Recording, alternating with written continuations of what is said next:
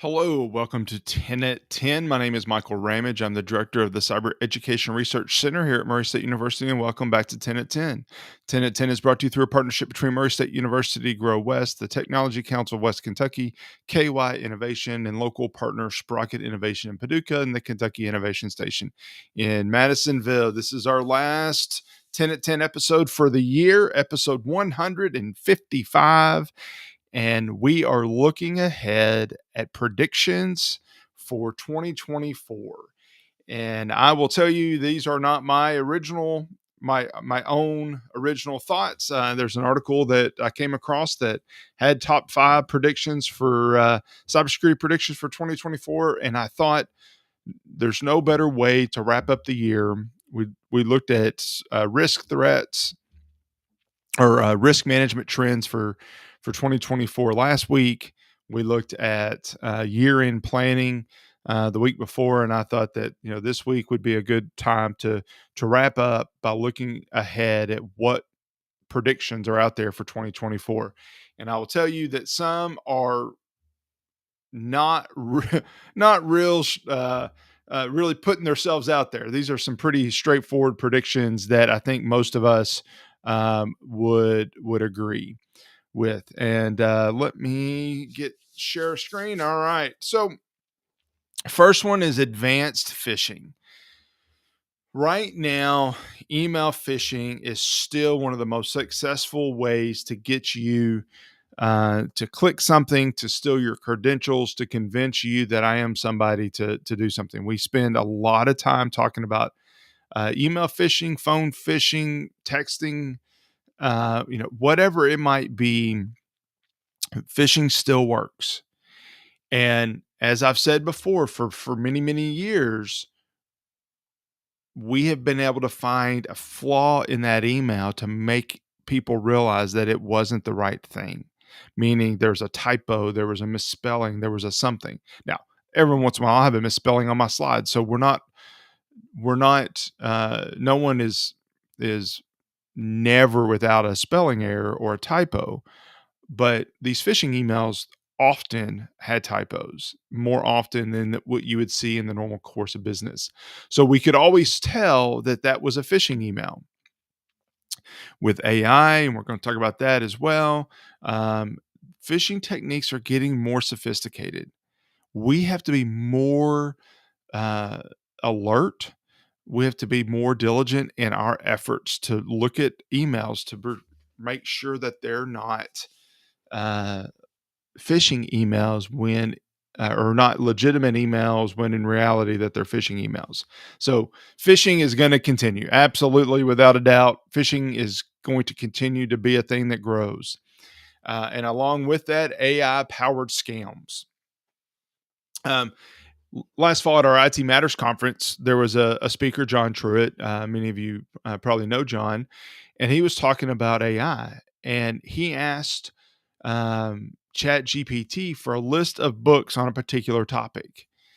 And Chat GPT produced books. And he thought, well, that's cool. But he found a book that was really interesting. And he actually went to go find that book. And it turned out that AI just made it up. They only had 6 books, so he made up the 7th, or I only had 5 and made up the last 2. Whatever it was, he just made up the book. AI just made it up, but it looked real. It looked legitimate. And I think that, I mean, that may be a minor example in the grand scheme of things, but I think those AI powered scams are a thing that's growing and a thing that we need to be very aware of and concerned about. Frankly, I think that AI really came to life. It didn't get created in 2023. It came to life in 2023 with Chat GPT really come into popularity early last year or early this year, and really now people are starting to harness the power of AI. And like all technologies, there's going to be people that harness AI for good, and there's going to be people that harness AI for bad, and we have to be ready for that. Supply chain attacks. There's going to continue to be an increase in supply chain attacks. We've seen it the last couple of years, and we're going to continue to see it. What is happening now is people are not just holding your organization ransom, meaning encrypting your drive, but they're trying to find ways to get into your organization, steal information, then hold your organization ransom.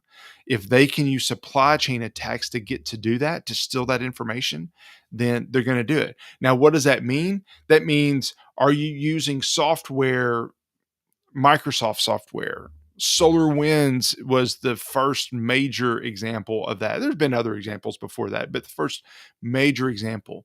SolarWinds attack impacted tons of organizations, public sector, government, private sector, all across the board.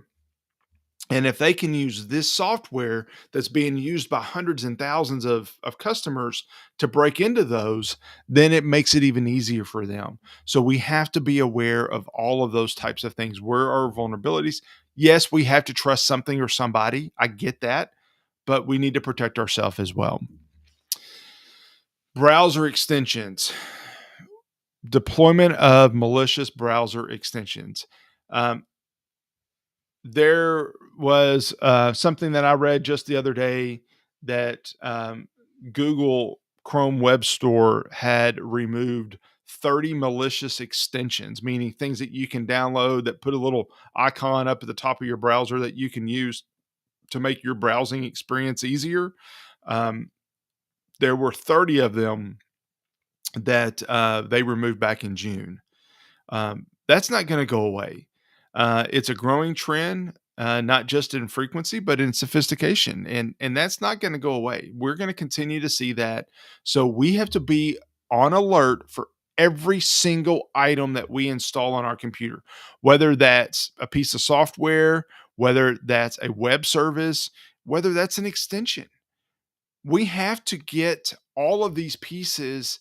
We there's never, if you're on your computer and if you're online, there can't be a moment where you're not on alert. That's the reality of it. We have to stay on alert, even as simple as a web browser or as a browser extension. We have to be ready because there could be something malicious. And then finally, the changing demographics brings more threats. What does that mean? A few years ago, I was doing a presentation, and the Attorney General's office presented before me and talked about how the the greatest generation is the generation that was the most trusting, and they were the ones that were getting the most scams against them and most likely to fall for having back taxes, or the different types of scams. That generation, the greatest generation, the ones that we would think about when we hear that, that is starting to change. And that is starting to change because the younger user are getting online and trusting more things. They're trusting people in a way that, frankly, they probably shouldn't, but they do. So, as demographics change, the threats against people, the threats against what is likely to happen changes.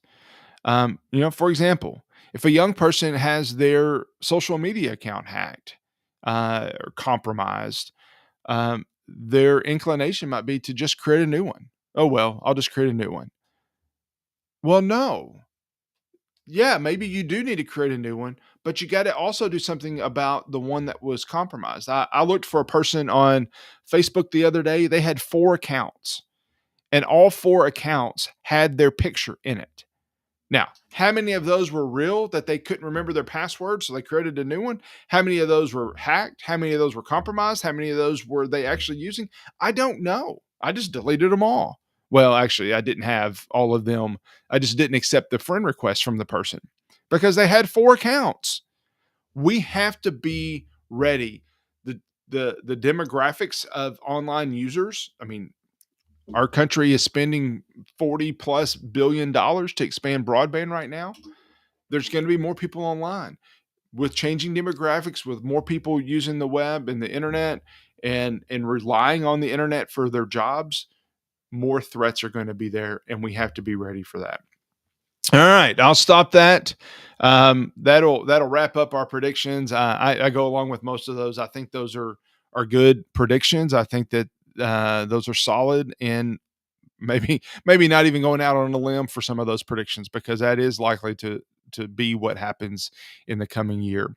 If you have questions, comments, your thoughts, your predictions, feel free to reach out to me. I always appreciate feedback, and I wish you a very happy new year. I will see you next week, next year, back here on 10 at 10. Thank you. Bye.